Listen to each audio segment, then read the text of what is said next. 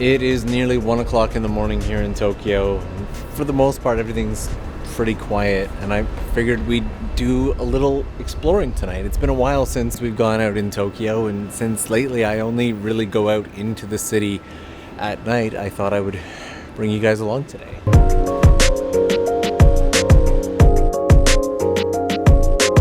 It's so green in here on the camera. It doesn't look this green in real life. It's more of a pale yellow. Right now we are in Ueno, and this is the Ameyoko market at night without any people.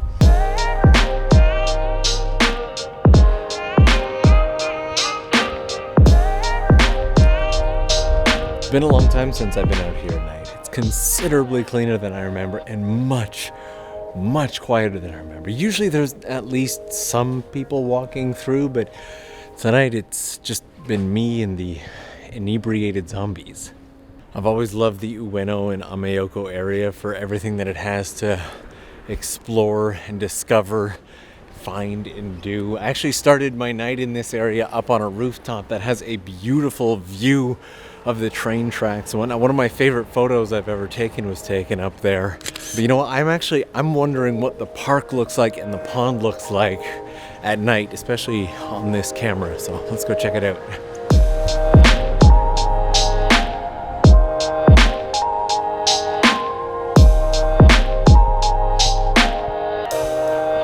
Really nice out here at night. I just can't believe that I can actually capture it all on this A7S III is incredible. You can see stars, like you can actually see stars up in the sky. The other night I sat down by a river to shoot a video, and when I was done I realized that I could kind of see some stars, but the camera could really see it. Like this pond here, for example, right now this is what I see, but the camera picks it up like this, which is just absolutely mind-blowing. It is 1:31 in the morning and there's a guy with a leaf blower.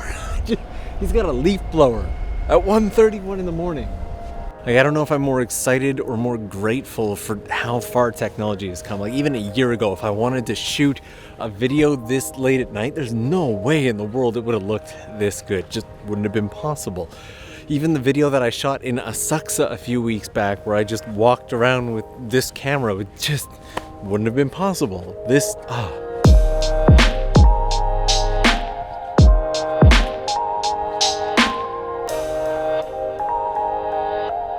I know it's just a camera and I'm probably far too excited, but it opens up the ability to show you things in a way that I've never...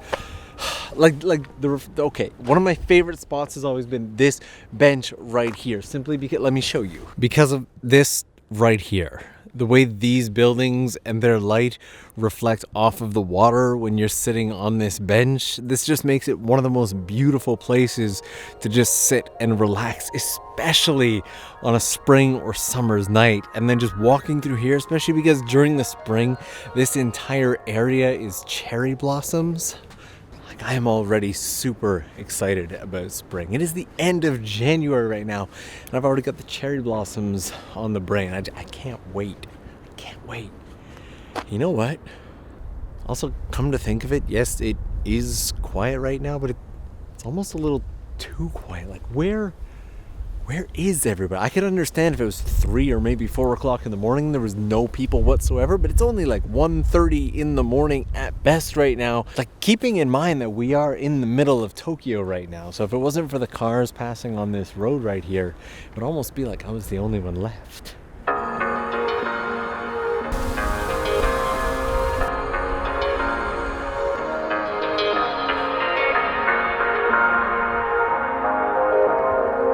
Like, I remember when Pokemon Go first came out, this entire area here was just flooded with people at 2 o'clock in the morning. It's just so weird to think of it now. And Ueno Park itself is right up those stairs, so this absolutely no people around thing was kind of funny at first, but now it's actually starting to get a little bit creepy. Usually I'm really happy to have no people around, but I feel like we're taking it just a touch too far this time. Can we just take just 1 second and appreciate how nice that looks?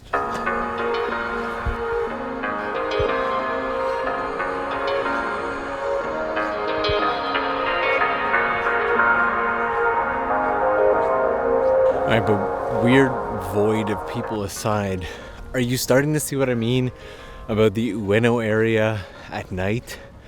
Like, there's just something about the way the colors come together in this area and the mix of the city and the park and everything. I love it. It is one of the many, many reasons why I've always said if you're coming to Japan, especially Tokyo, that Ueno is a great place to stay because it opens up so much to see, do, and explore at night, especially if you're jet lagged. Like, if you're jet lagged, this is the place to be. At least the first couple nights in Tokyo, come spend them in Ueno. They're just, very, very worth it.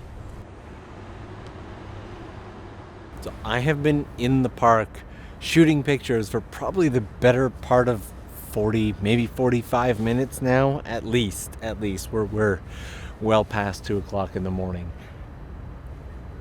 Not a single... Where is everybody?